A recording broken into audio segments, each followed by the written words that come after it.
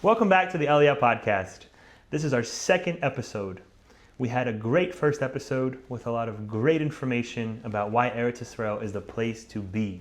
Thank you. Thank you for joining us again. We have a very, very special guest here with us today, a great friend of mine who's a huge tzaddik and has left everything behind in America to join us here in Eretz HaKodesh. That's enough of me. Let's hear it from him. I am Yonatan Shakmarov. I made Aliyah in the summer of 2024 from New York. I was born and raised in Queens, New York. My family still there. My siblings are all there. My parents are all there. Oh Hashem, and you're here in the whole And I'm land. here, and I made it here. Somehow, some way, I made it here. Wow. You know, they say somehow, somewhere. It's not a somehow. It's not a. Eretz Israel isn't. How did this happen? It's not. It's when you get the urge. It's not your urge. It's an urge from Hashem. He's calling us to His land. When you're searching Aliyah on YouTube and then we pop up, that's not coincidence. That's you found something that's going to inspire you to come home, and you're tuning into this channel. That's not from us. That's Hashem. He's putting something into your heart to come home, to uproot your whole family. This guy is a mechanic. Did he already say that? He's a mechanical engineer, guys. He's educated, and he came to live with us in the Holy Land. Now, let's start from mechanical engineering point. How was it finding work here? So I'll tell you, in America, I was working in Long Island. I was working for a company of about 230 employees, so relatively big company. And, you know, I was very comfortable there. I was so comfortable, even though I could have moved elsewhere. Probably couldn't got more pay if I moved to another state, for example. But I was comfortable there. You know, in New York, we had all the kosher food we wanted.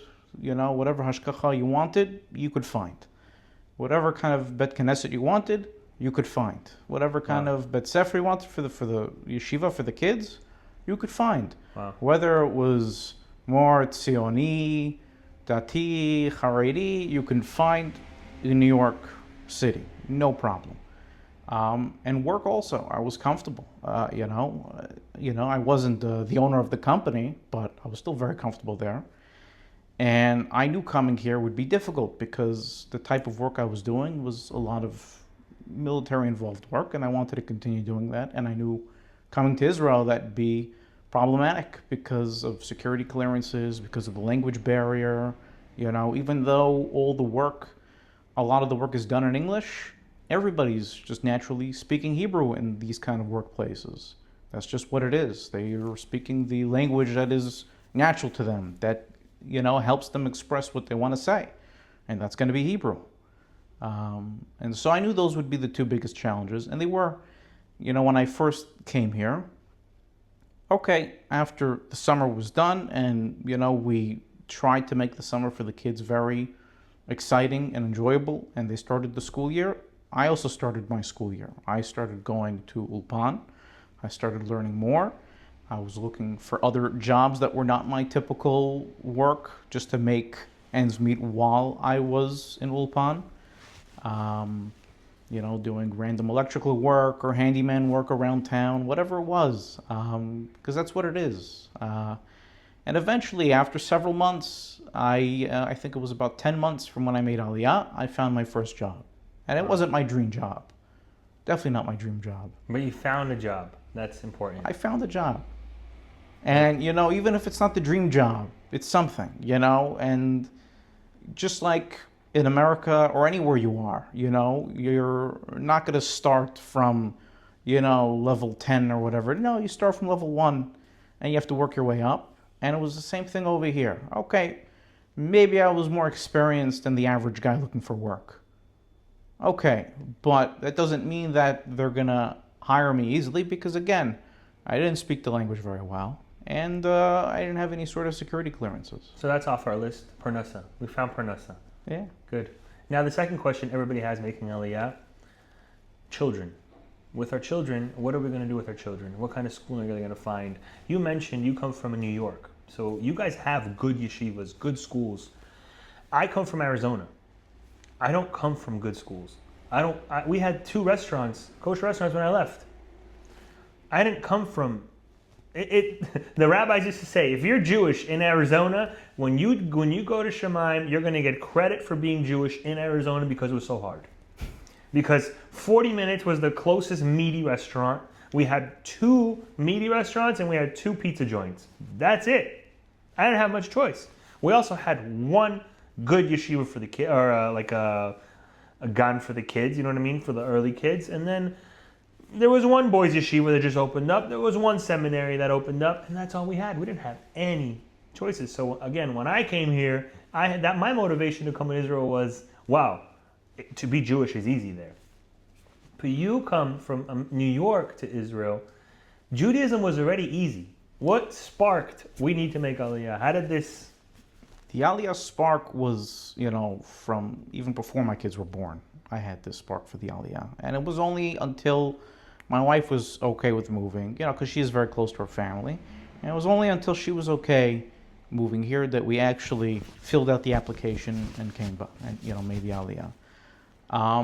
But, even from the schooling perspective over there, the one thing that drove me crazy was you don't really see a lot of schools there teaching Hebrew. And you spend a lot of the day in school learning, Chumash, for example, Mishnah, and half your sheet is okay questions and answers, and the other half of your sheet is vocabulary, So you're spending half your time just translating. While over here, you don't have that issue because the kids are learning in Hebrew. They know Hebrew. And a lot of what you're doing in Chumash and Mishnah, for example, it's very close to your modern day Hebrew. Not identical, but very close. And for example, my son, when we came here, he was in 4th grade. And my sister has a son, same age, also 4th grade. And they happened to both start the same Mishnah at the beginning of the year. I think it was Masechet Yoma. At the beginning of the year, 4th grade. Kita Dalet. And I think it was before Yom Kippur, over here, they already finished the entire Masechet. Wow. But over there in New York... Because they're trying to catch up with the language barrier. Right, because in New York, Chutz La'aretz, where you're not learning necessarily in Hebrew, they were maybe up to Parak Bet. Wow. I want to ask a question. I didn't have this worry because I come from an entrepreneur backside, right? It's opening businesses, getting them going. You are educated, right? You went to college. Education is very big for you. You have awesome degrees. You're a smart guy when it comes to the books. Was there worry that you bringing your children here to Israel would hold them back from having the same kind of education that you had and were able to achieve what you achieved in your life? Was that a worry to you? No, and the reason for that is my mentality is not that my kids have to do a certain thing. Some families, they'll raise all the kids the same way, and maybe that works for some people, and maybe it doesn't. But every kid has his own needs. And some kids, maybe they'll spend the day in yeshiva, their life in yeshiva. Maybe. Maybe they'll end up going to college. And maybe they'll end up making a career in the army. Who knows? But all I can do is give them the tools to make the right choices on their own and help them and put them in the environment where they can have a good foundation and create a good foundation. So when they are put into these tough positions, and there are a lot of tough positions, as as we get older. Yeah. When you're put in, especially in a college environment where not necessarily, are you around Jews, let alone religious Jews.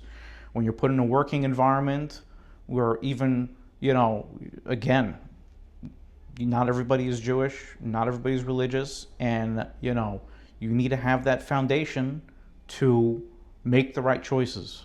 Yeah. You brought up something interesting. You said a career in the army. You're a fellow Haredi, American Haredi. We're going to fix that. We're American Haredi. We're not Israeli Haredi. You're an American Haredi guy. Looks like you got a white shirt on, a black suit. He's not always in a black suit. This is for the podcast.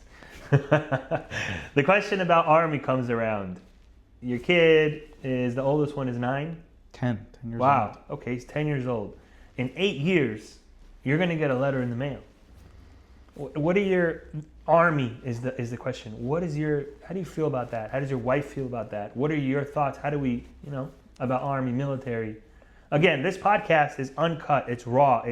We're just asking questions that make people uncomfortable. Because a lot of podcasts that I watch about Aliyah or motivational Aliyah speakers, they sugarcoat everything. Here, I'm looking to expose the hardships. I'm looking to expose all the issues that we face as Olim Chadashim and bring it to you, because these are issues you will face as an Oleh Chadash.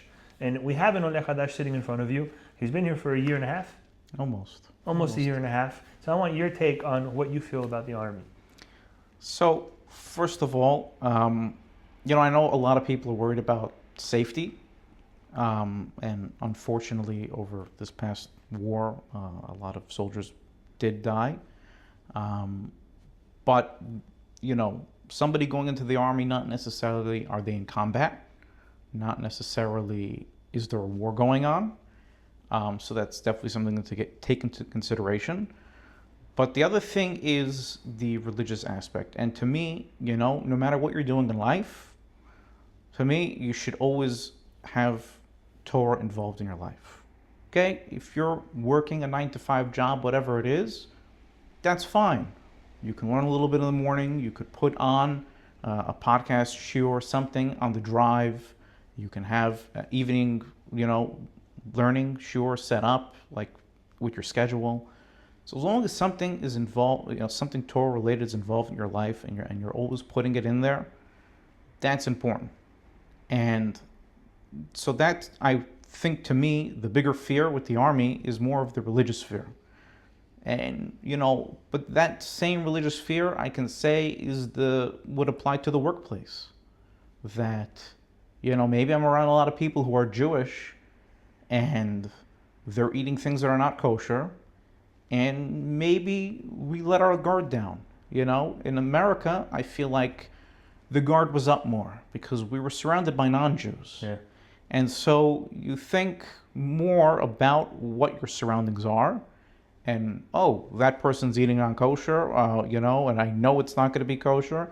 But over here in Israel, even in the workplace, I would say a lot of the people I work with, I think they're all Jewish, but very, very few of them are religious. A lot of people came from countries over the past 10, 15 years that they didn't eat kosher, and they're even eating pig and milk and meat together, and it's unfortunate. And we have to make sure the smell of the pork kind of puncture your lungs, and you're like, that's pretty good. But we have to make sure our kids have again, it's the same thing. We have to make sure our kids have the foundation that when they get up to the point of making that decision of, hey, I really do want to stay in yeshiva and learn, or no, I could go to the Army. But even if they want to go to the Army, you need to make sure they have that foundation, and they know how to deal with other people, and they know how to answer back when people are questioning religious values. I like that. You're not shielding your kids from non-religious people or whatever. I'll tell you something. Here in Israel, there's pockets of, let's say, Ramabet. Okay, there's a Hasidish there, and they're very religious. And a couple times a week, they burn trash cans for Afganot, which means it's a protest. They're protesting. Listen, a lot of good things come out of them. Most drafts don't happen because of them, but they segregate them, just keep themselves within a community and within a bubble, and they don't let their children out of that bubble. So their children don't know what a non-religious person is. They don't know how to deal with that situation.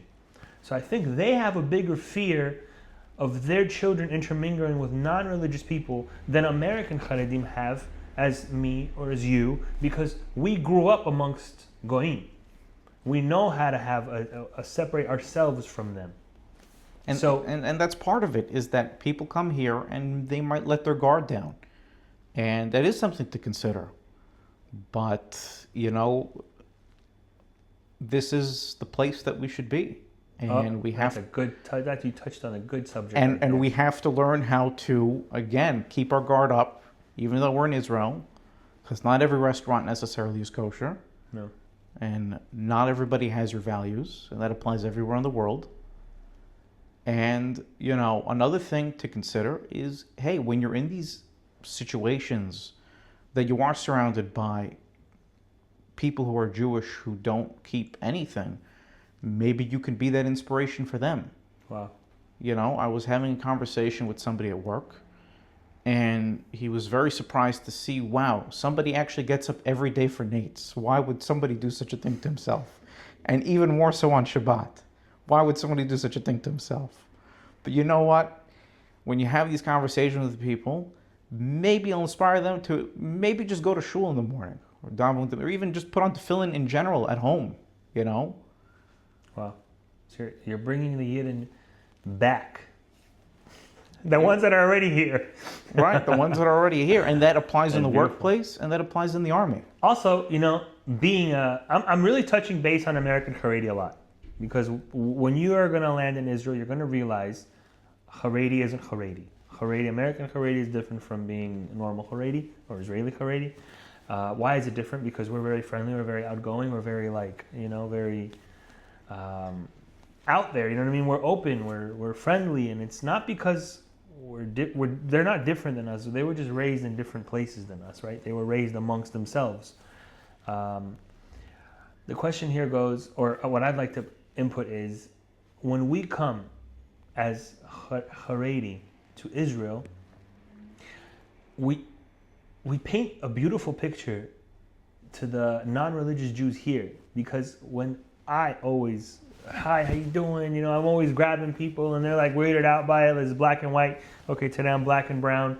Guy is like giving me a hug and pulling me tight. Like, that's really weird to them. And then they'll tell me, whoa, this is weird. Like, you're a friendly Haredi guy. And I'm like, just because you're Haredi doesn't mean you have to be mean. Like, we're outgoing, and I understand you. I was you, I used to be like you. Like, I didn't keep the Torah. I didn't keep the mitzvahs. I became this. And if you decide to become this one day, doesn't mean you're going to also be a very uptight kind of non-hello guy at the supermarket. So that really opens a new picture, a new door, like a new world to these what we call in Israel, which I hate the word Chiloni. Like, that opens a huge, wow, that's an eye-opener to them, And I think that alone itself is worth you coming to Israel to show the Israelis, our people here, that Haredim are very friendly, are very sweet, are very outgoing people. I think so. I think that's like a really big, it's just been a big thing for me. Yeah. You got to mix it up a little bit. Yeah, mix it up over there. You go. Speaking of mixing it up, big question here. Are your kids going to go off the derech in Israel? What could you tell me about your kids? How do you feel? Like, was there a thought? Like, did you ask your wife, hey, like, was there ever an assumption that they could or they would? Or that's one of the reasons people don't come to Israel. Our kids are going to go off the derech. I always thought my kids have a bigger chance of going off the derech in America. But let me hear your input on what the derech looks like. So, there's many ways to raise your children, right? People raise them in the bubble. People don't. People let them go out more. And I think a lot of it has to do with what your environment is.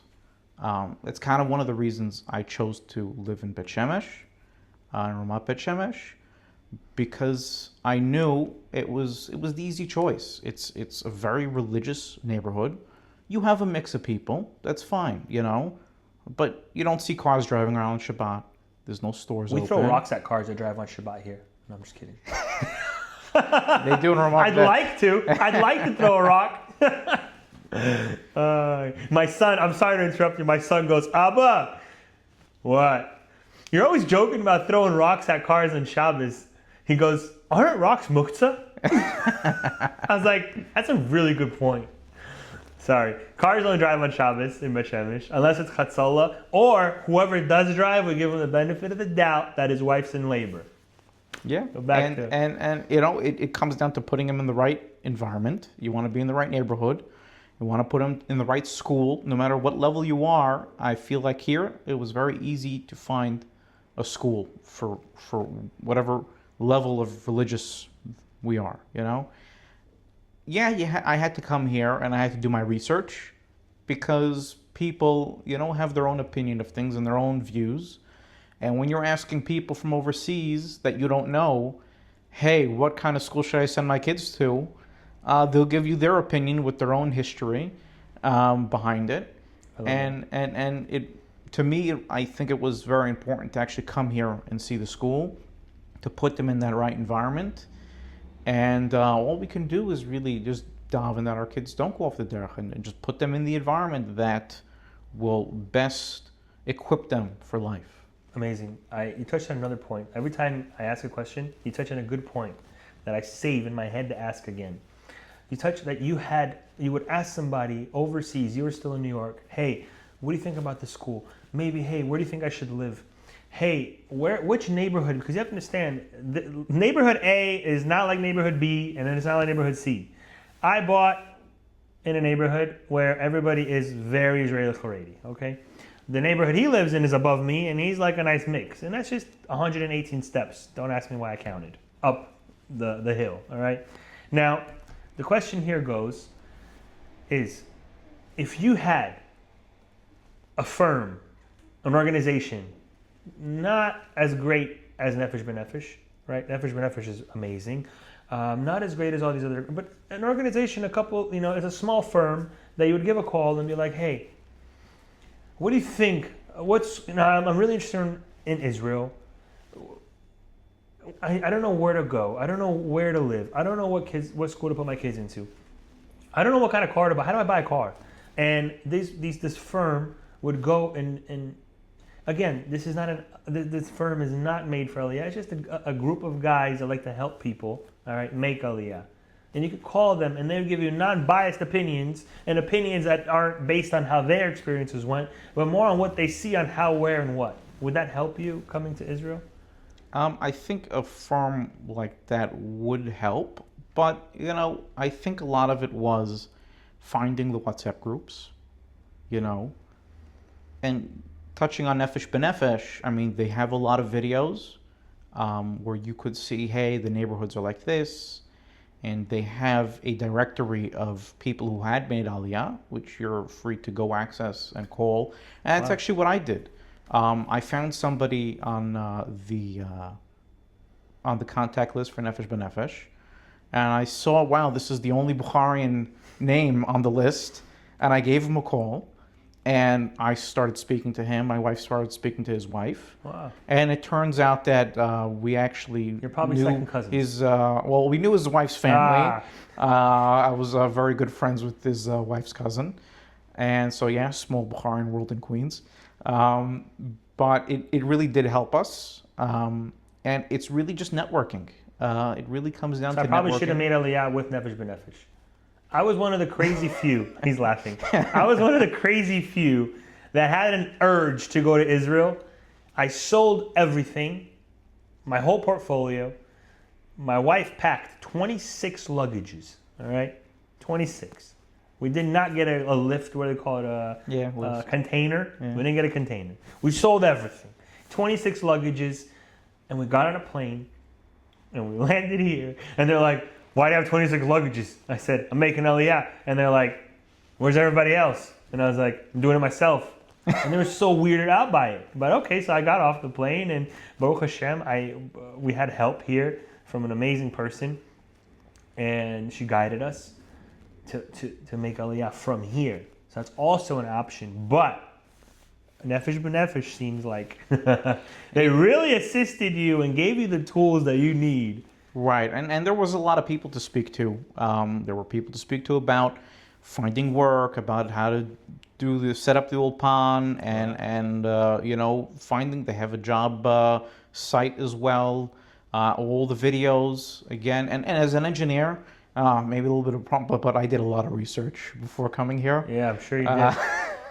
Because even though I knew it was the right decision, I just in my head I need to know everything I possibly can about the decision I'm about to make. Yeah, if I did know everything, I probably wouldn't have came.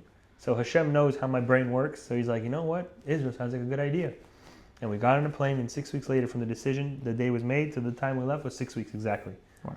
and we came during Hanukkah. So it's going to be our Aliyah anniversary is coming up. Wow, Mazal Tov. And Hashem knows how my brain works and puts all this information out there. Information. And letting me do the research. I even had an Excel sheet. I had an Excel sheet for schools and information about them. No. And I had another Excel sheet for different neighborhoods and prices, and it was I went a little overboard. Oh my goodness.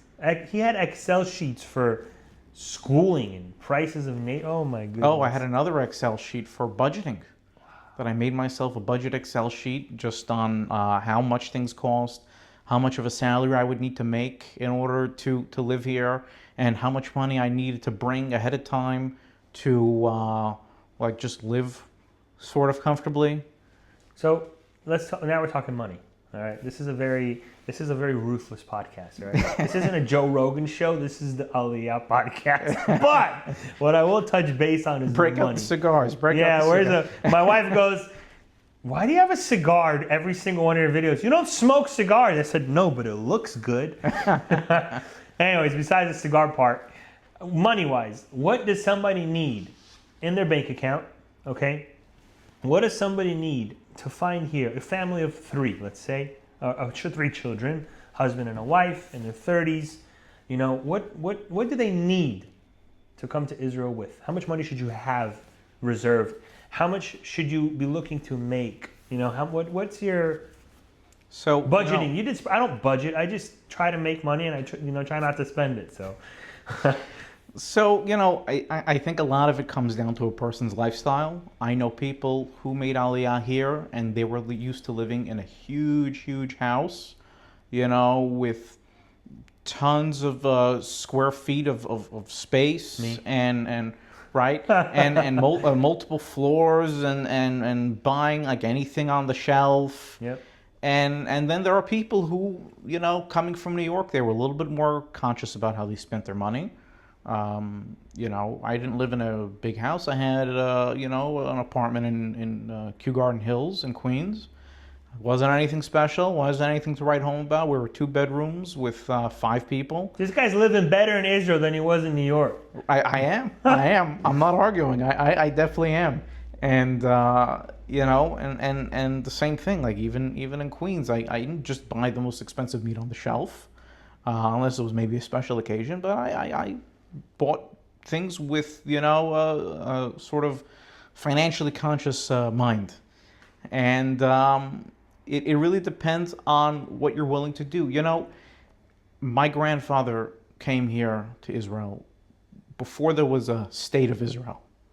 Okay, he came here and he fought here in World War II, and he helped build the land here, and he had a farm here. And how he got here, he came from Uzbekistan with a caravan of people, and not knowing what was going to be here when they got here. There was nothing. You didn't have a Tel Aviv full of work and buildings. You didn't have a Bet Shemesh where you have a Bet Knesset on every corner. You had people living in a colony of tents. You had farms people were trying to start up. People are trying to build these old, now what is now old, houses and buildings. And how'd they get here? They would make arak, and they bribed on the way here. They bribed the Muslims with the arak because the Muslims, they wanted it. They couldn't get their hands on it. And this is how they got here. And the gold that they had, whatever they had, they couldn't sell their house over there. They couldn't sell their property there. They took whatever they had. They shaped their gold into pots and covered it with coal. Wow. And here we are flying over here on a plane, no caravan. Wow. Not only do we not have to hide our gold, we can bring our money over here. And then the government even gives you money for moving over here. So, what's our excuse? We don't have an excuse. Again, you keep touching these points. With Siyata D'Shmaya, he's touching all these crazy points that what's our excuse today as Jews to come to Israel? I'm going to talk to the camera for a bit. I'm going to tell these guys, you have no excuse. You have absolutely no excuse not to come to Israel today. They have nothing. Everything is here. Everything is here. Everything is so accessible to us. Um, I I wanted a cool brown coat. I went to Zara and I got a cool brown coat. You know, we're filming off of these crazy cool cameras. Our office is not like, it's a nice place to live. Like, this is a really nice place to live. There's really nothing. We're not lacking anything here. No. You just appreciate things more. We might not have every little luxury that America has. Give me Like one. next Give day, me one that's- like next day shipping on Amazon. Okay, you're right. But to that point, I have something to tell you. You mentioned earlier you didn't just buy things. When I was leaving America, I have what they call a garage. You know, it's like a place where you put your cars, right? And it was really big, and I had to clean that out. You have to understand, I mamish had things I bought and never opened everywhere. Wow. Like, why did I buy them? Well, I don't know, it was a good deal on Amazon. Did I need it? Maybe one day. Like tools, I was just buying tools. Like, I had all kinds of crazy, I didn't need a certified jackhammer DeWalt, right? But it was cool that maybe I would need to jackhammer something one day. I never opened the box. It's different here because here I'm not used to budgeting. I'm not used to ever looking at prices of anything. And I still don't. But we are more conscious of what we're buying because the space is a little smaller. Well, not you. Your space is much bigger where you live. And let's touch base on that. Where he lives, by the way, he came to Israel and he got this amazing, amazing place. I'm renting. B'ezrat Hashem, we're gonna help you buy. He got this awesome place, and we started talking about it. He goes, "This place is much better than the one I had in America." I was like, "These New Yorkers are so blessed. They come here and they get a bigger home. Your guys are used to the traffic, the driving. Yeah. You guys are used to all of this, so it's not really a big difference to you guys." But he touched something that's such a special part of this podcast, such a special part of what I do. It's about we're not lacking anything here. And on the previous podcast, I touched a point was how does our Father in heaven feel that his children don't want to come?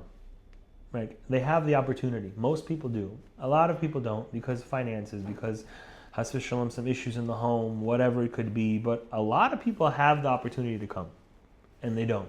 And the question is, how does it make our Father in heaven feel when they're saying, no, we're okay, we're comfortable, like Israel's not for us? If Israel exists, if Israel's a place, and Hashem said that's where I want you to be, then it's for you. We don't sit and pick, well, you know what, today I don't want to be kosher, it's not for me today. I'm going to go eat a pork hind, I don't know, bacon, It's not for me today. Shabbos, it's not for me. We don't say that. We don't pick and choose. Right? No, we don't. We don't pick and choose. So that's kind of the question is a mitzvah, and it's a mitzvah to be here. And if we have the ability to fulfill a mitzvah, we should. That's a point I wanted to touch. How about bureaucracy? Oh. We're going straight in with bureaucracy. How are you paying bills?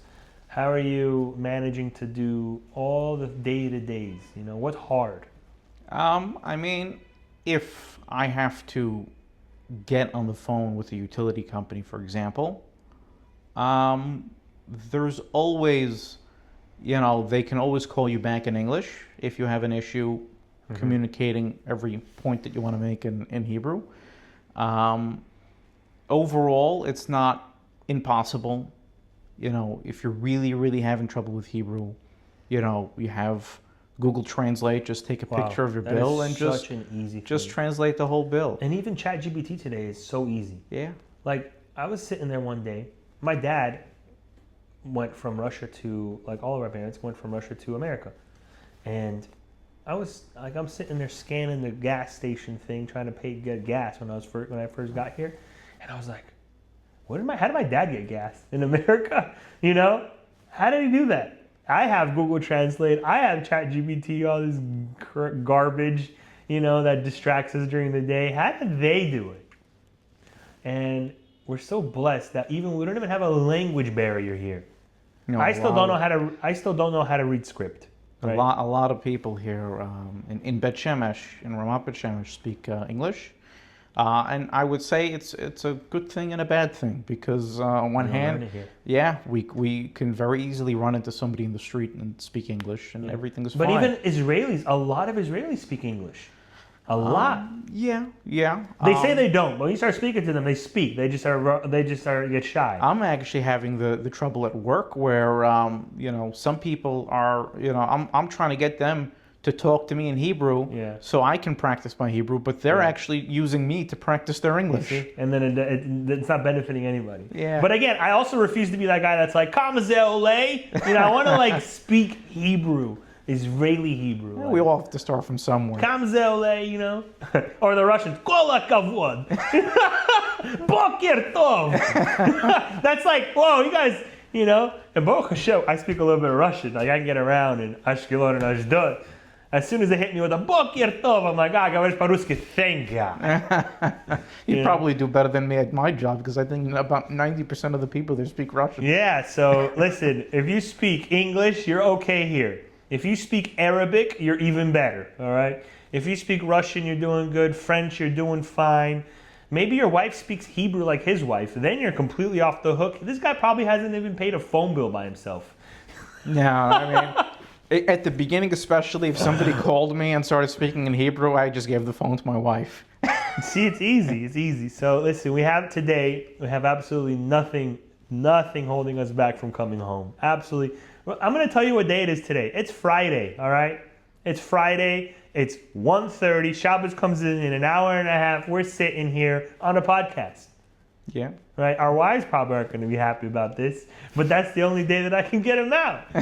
So thank you. I'm not going to hold you up any longer. Thank you so much for coming out here. Thank you for giving me 30, 40 minutes of your time and to share to the people that Aliyah is accessible. It's possible.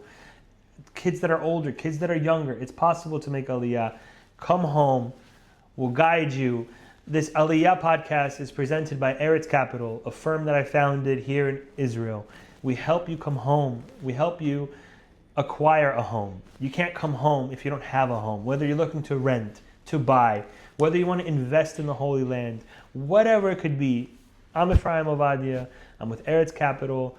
I'm also the host of this show, the Aliyah Podcast. So please like, comment, share, subscribe. If you have a cousin who hates Israel, send this to him. If you're pro-Gaza, send it to him, somebody, because that's good. Free Palestine, they're going to put on the post. Great. Right? No, probably not. Okay. Thank you guys for joining us. Good Shabbos. Zay Gesund. Thank you so much for coming here. I appreciate you coming out. It was a pleasure. Thank you.